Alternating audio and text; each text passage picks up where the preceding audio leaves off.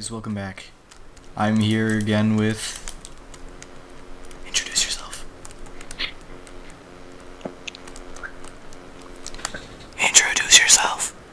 Your girlfriend. She's shy, don't worry. Okay, so today we're going to be talking about colors.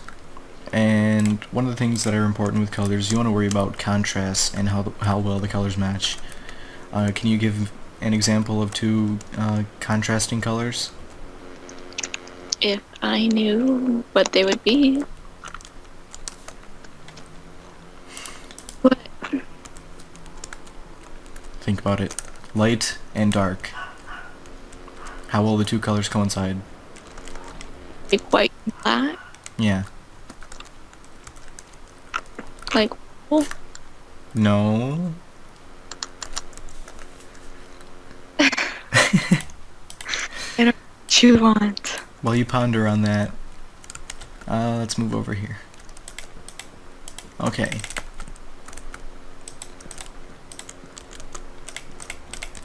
Okay, here we go. Contrasting colors. We have a light color here, surrounded by a dark color.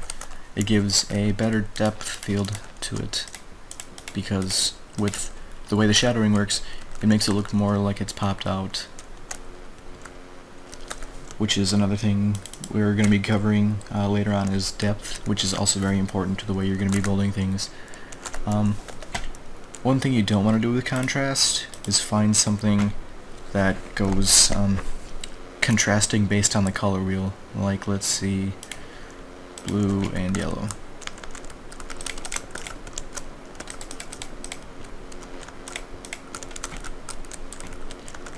Alright, so we have two opposing colors. These are complete opposites. As you can see, this blue does not look good with the yellow. Right? Yellow doesn't, no matter what. That's a good point. Yellow is just really a good color. One thing you want to avoid is always using yellow.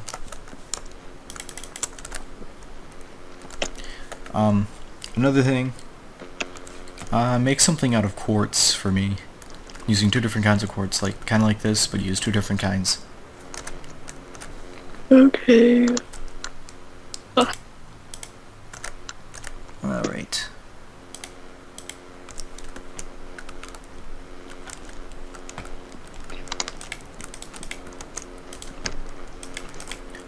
So let's take a look at this.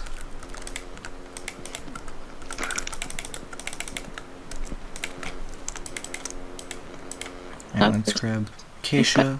What you got?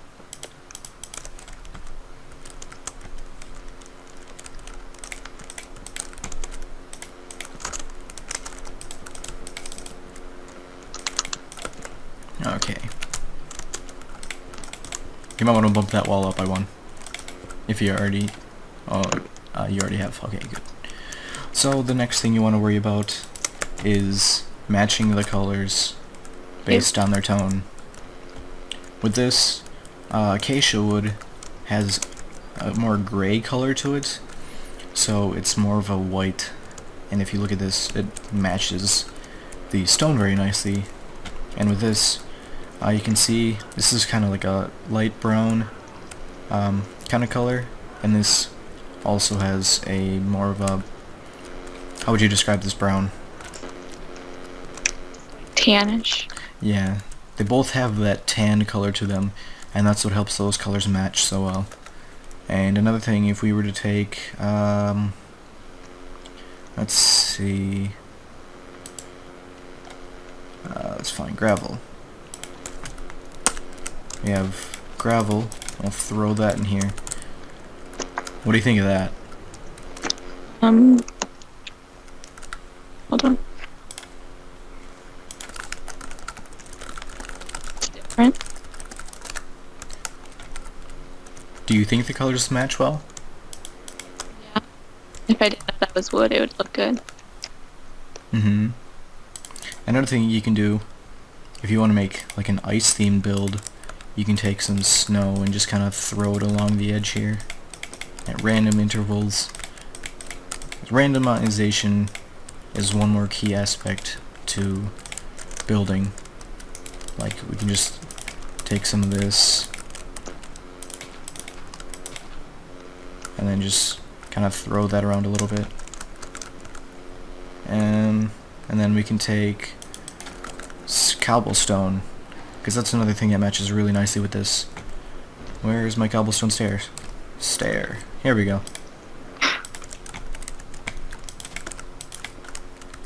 We'll just take this, put it every which way. Doesn't matter which. We have this nice little path here that has a nice depth to it. It has colors that match well, like the gravel matches the cobblestone almost perfectly, as well as the stone. And that also contrasts nicely with this acacia wood. So you have this nice little icy themed build, and you can throw some packed ice in here, why not?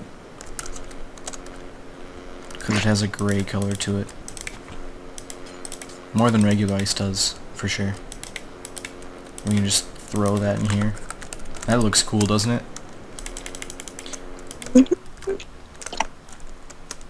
And no, I didn't mean to make a pun out of that.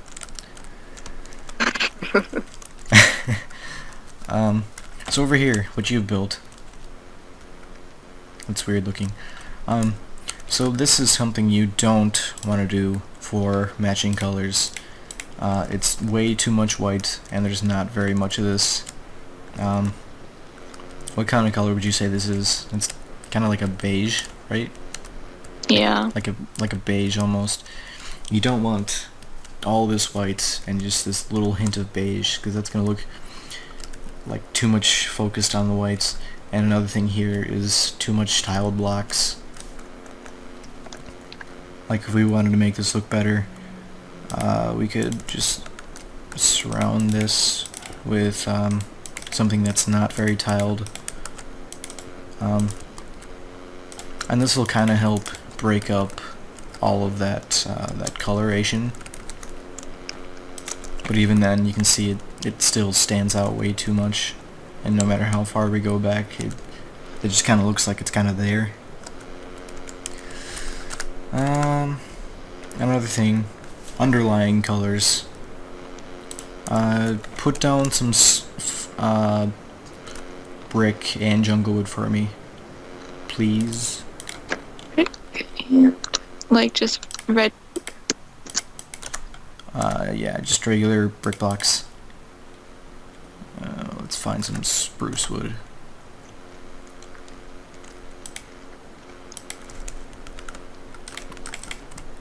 And this also goes along with that right there, because that's underlying colors. Like you can see right here.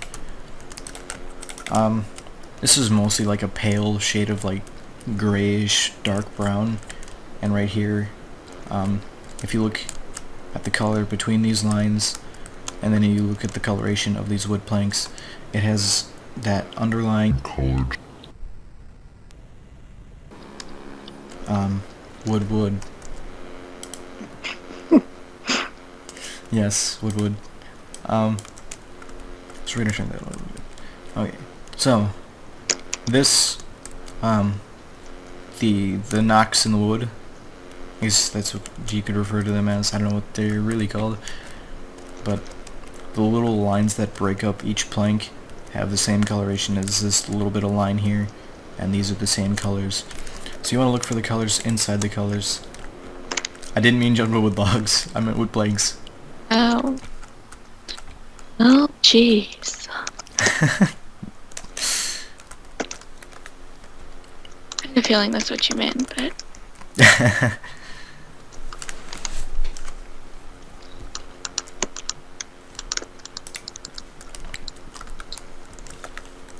Let's find another example of two colors that match very well. Let's see. Okay, so you can see here, these both have like a pale, kind of pinkish, reddish color to them. Can you see that? What? The underlying colors. Can you see it? What? No. Where? If you look at the light red of the bricks, and you look at if you look at these jungle planks, they kind of have the same kind of pale tone to them, Mm-hmm. and it also kind of gives them a nice matching look to it. And then we can take some pillar quartz, and you can see the colors of the little white lines that separate each brick also match the lines of the indentures of each pillar. So if you look over here, the colors match a lot nicer. And honestly, brick and quartz do look pretty good together. And for a house that would be made of brick, I would say to use jungle wood planks for the flooring, because it has that underlying tone to it, and that it looks really cool, I think. So it looks really nice. And then one last thing here. This. These both have the same shade of ore to them. What did I say? Ore? They both have the same shade of orange to them. That's what I meant to say. So these two don't look too bad together, but texture is one thing you also need to focus on, which you're going to be covering probably in the next episode. I can't remember offhand because I don't have my list up, which I probably should. We're just going to ignore that. So if you look over here in mesa biomes, you'll see that there's a lot of orange clay. Anywhere that there's red sand, it's because these two colors match well, and it helps break up all the texture in the biome, and helps give it a better smoothed out look, and it has more texture in the spots that it needs it, rather than like saying, oh, let's just flatten this whole thing out, and then it just looks too boxy. But if we take the red sand again, it kind of gives it a nice grainy look. Sometimes there's that look needed, and if we use the orange stained clay with acacia wood planks, these two also have underlying colors, and you can see they both kind of have that orangish hue to them, and this has a more pale look to it, so it kind of does something that I'm trying to explain that I've probably already explained before. But it looks nice. That's all that matters. Do you have anything else to say? Not that I know of. You sure? Yeah. Okay. I'm gonna go over one last thing, though. Where's stained clay? And nether brick. Okay, this kinda has a reddish hue to it that's also very purple. But if you take and you look at something that is very purple, like let's say blue stained clay, that does not look good, and it's also very purple. Mycelium, very purplish but very pink at the same time. Purple wool, not as bad, but it doesn't go well together. But it also has this red tint to it, and it's kind of also magenta. Give me this.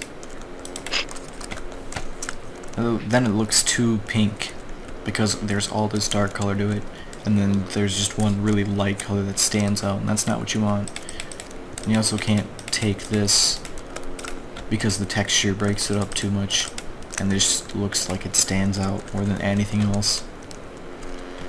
So there's some more do's and don'ts for you. I think that's it for today's episode. Thank you for watching, and we'll see you in the next one. Goodbye.